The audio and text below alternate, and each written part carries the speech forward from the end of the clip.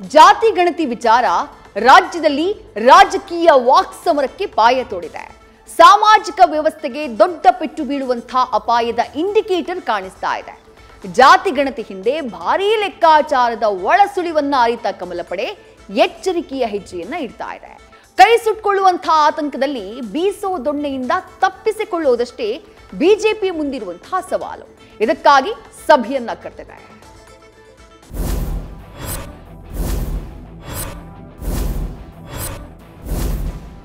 ಒಂದೇ ಒಂದು ring tone, ಜಾತಿ ಜನಗಣತಿ. ಜೇನುಗೂಡು ನಾವೆಲ್ಲ ಅಂತಿದ್ದೋರು ನೊಣ ಕಚ್ಚಿದ ಅನುಭವಕ್ಕೆ ತುತ್ತಾಗಿದ್ದಾರೆ. ಸಿದ್ದು ಬಿಡಿಸಿದ ಜೇನಿನ ಲೆಕ್ಕದಲ್ಲಿ ಹನಿ ಸಿಗದೆ ಸಂಕಟದಿಂದ ಜೀನಾಯಹ ಅಂತ ಸಿಡಿದು ನಿಲ್ಲಲು ಸಂಕಲ್ಪ ಮಂಥನಕ್ಕೆ ನಿಂತಿದ್ದಾರೆ.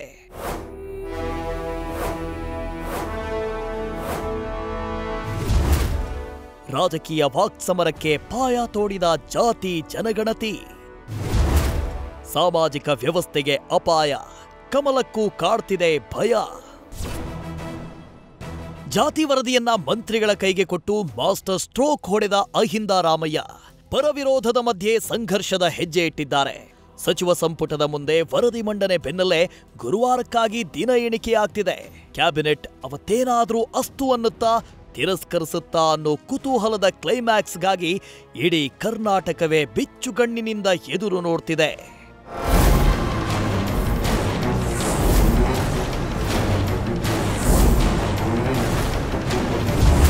ಜಾತಿ ಜನಗಣತಿ ವರದಿ ಮಂಡನೆಗೆ ಬಿಜೆಪಿ ವಿರೋಧ ಹೊರಹಾಕಿದೆ.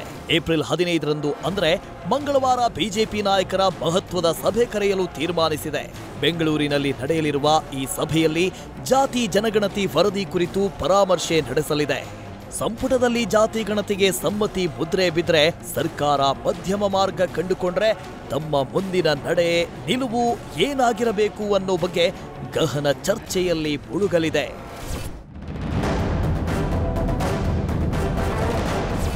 ಈ ಸಭೆ ಒಂದ್ ಕಡೆಯಾದ್ರೆ ಏಪ್ರಿಲ್ 17ರ ಸರ್ಕಾರದ ನಿರ್ಧಾರದ ನಂತರ ಪಕ್ಷದ ತೀರ್ಮಾನ ಆಗಲಿದೆ ಅಂತ ಕೇಂದ್ರ ಸಚಿವ ಸೋಮಣ್ಣ ಹೇಳಿದ್ದಾರೆ. ಮಠಾಧೀಶರ ಜೊತೆ ಸಭೆ ನಡೆಸುವುದಾಗಿ ಹೇಳಿದ್ದಾರೆ. 10 ವರ್ಷಕ್ಕೂ ಮೇಲ್ಪಟ್ಟಾಗಿದೆ. ಬಹುತೇಕ ಕಡೆ ಸರ್ವೆ ನಡೆದಿಲ್ಲ, ಮಕ್ಕಿ ಆಗಿದೆ. ಇದು ಕಾಗಮ್ಮ ಗೋಗಮ್ಮನ ಕಥೆ ಆಗಿದೆ. ಈ ಒಂದು ವರದಿ ರಾಜ್ಯದ ಎಲ್ಲಾ ಭಾಗಗಳಲ್ಲೂ ಕೂಡ ಕೋಮು ದಳ್ಳೂರಿಯನ್ನ ಮಾಡ್ತಕ್ಕಂಥದಕ್ಕೆ ನೀವು ಕಾರಣೀಭೂತರಾಗ್ತೀರಿ. ಅದನ್ನ ಇದು ನಿಮಗೆ ಮರಣ ಶಾಸನ ಆಗುತ್ತೆ. ನಮ್ಮ ಮಠಾಧಿಪತಿಗಳು ಮಠಮಾನ್ಯಗಳು ನಮ್ಮದೇ ಆದಂತಹ ಒಂದು ದೊಡ್ಡ ಸಂಘಟನೆಗಳ ಜೊತೆಯಲ್ಲಿ ಅದನ್ನ ಮುಂದಕ್ಕೆ ಏನ್ ಮಾಡಬೇಕು ಅನ್ನೋದನ್ನ ನಾವೆಲ್ಲರೂ ಕೂಡ ಕುಳಿತುಕೋತೀವಿ. ನಮ್ಮ ಪಕ್ಷದ ಅನೇಕ ನೇತಾರಗಳಿದ್ದೀವಿ. ಬೆಂಗಳೂರಲ್ಲಿ ವಿಪಕ್ಷ ನಾಯಕ ಅಶೋಕ್ ವೋಟು ಓಲೈಕೆಗಾಗಿ ಸಿದ್ದರಾಮಯ್ಯ ಕೀಳುಮಟ್ಟಕ್ಕೆ ಇಳಿದಿದ್ದಾರೆ ಅಂತ ಟೀಕಿಸಿದ್ದಾರೆ. ಇತ್ತ ಚಿಕ್ಕಮಗಳೂರಿನಲ್ಲಿ ಎಂಎಲ್ಸಿ ಸಿಟಿ ರವಿ ಮುಸ್ಲಿಂ ಜನಸಂಖ್ಯೆ ಬಗ್ಗೆ ಕೆಲ ಪ್ರಶ್ನೆಗಳನ್ನೆತ್ತಿದ್ದಾರೆ.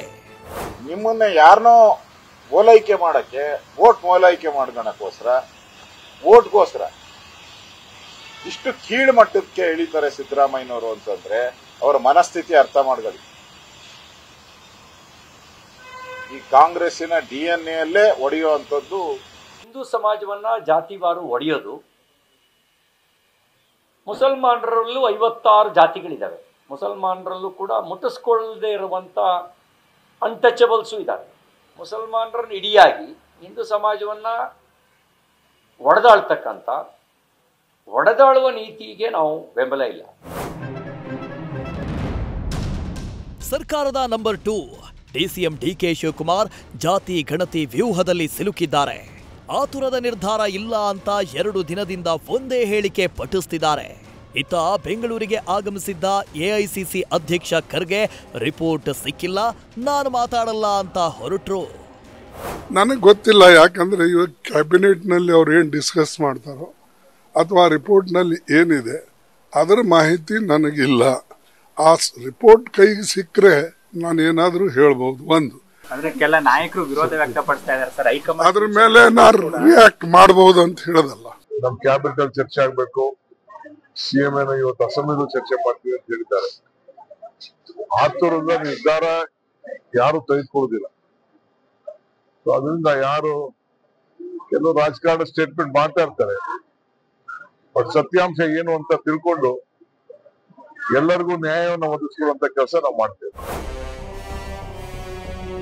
ಒಟ್ಟಾರೆ ಮತ್ತೆ ಸಿಡಿದ ಜಾತಿ ಜ್ವಾಲೆಗೆ ಶಾಂತಿಯ ತೋಟ ಧಗ್ಗನೆ ಹೊತ್ತಿ ಉರಿಸ್ತಿದೆ. ಶಕ್ತಿಯುದ್ಧಕ್ಕೆ ನಿಂತ ಒಕ್ಕಲಿಗ ಲಿಂಗಾಯತ ಸಮುದಾಯ ಯುಕ್ತಿ ಮಂಥನದ ದಾರಿ ಕಂಡುಕೊಳ್ತಿದೆ. Political bureau, news first. News first ನಿರ್ಭೀತಿಯಿಂದ ನಿಮ್ಮ ಪರವಾಗಿ.